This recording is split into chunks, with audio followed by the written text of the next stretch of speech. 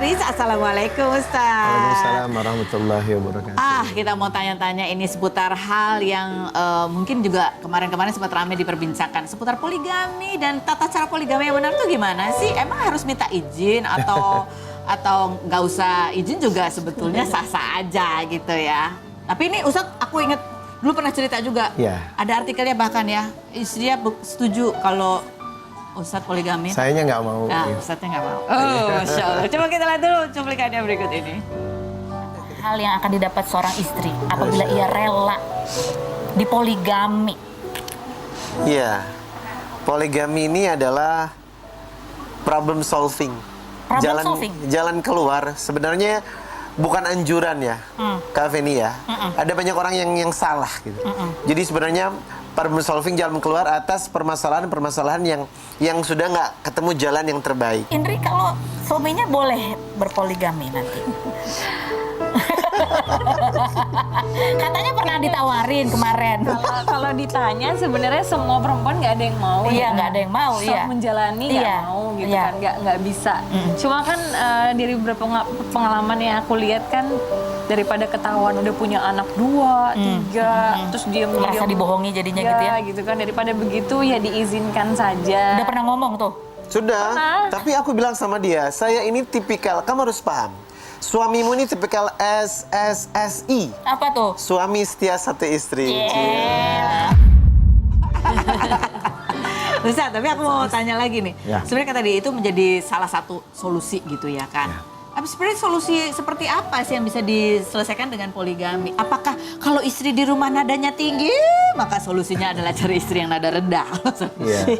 Banyak orang yang tidak sadar kalau menikah itu ada kaidahnya. Perspektif yang harus kita lihat adalah taraktu fikum amraini lan tadillu ma tamassaktum bihima kitaballah wa sunnata rasulihi. Paling baik meletakkan masalah itu bukan pada perspektif penilaian kamu atau aku, tapi Quran dan hadis. Oh, oke. Ketika menikah sudah tahu kaidahnya, misalnya wa'ashiruhunna bil ma'ruf, An-Nisa 19. Suami wajib memperlakukan istrinya dengan baik. Maka dari awal pernikahan suami tidak diperbolehkan menyakiti istri pun dalam kondisi apa. Yang pertama. Nah yang kedua, saya katakan poligami adalah the problem solving. Kenapa? Semua ulama mazhab sepakat menikah dengan satu istri itu lebih baik. Oh, lebih baik? Iya. Tolong digarisbawahi, menikah dengan satu istri itu lebih baik.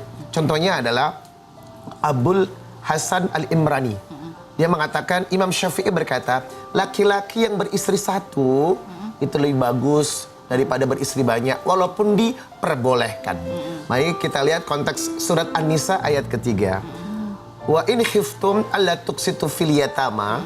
Ketika kau tak mampu menikahi perempuan yatim karena memaharnya mungkin dan lain sebagainya, fankihu minan nisa, nikahilah perempuan masna wa thulatha wa ruba, 2, 3 atau 4. Tetapi ada kalimat yang jarang sekali diperhatikan, fa in khiftum alla ta'dilu.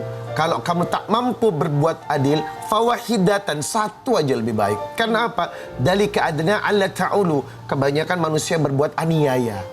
Nah ini harus dijadikan konteks kalau ternyata Syekh Muhammad Al-Majidi mengatakan melihat ayat ini boleh poligami, tetapi bukan anjuran mengambil alasan sunnah untuk menikah lebih dari satu.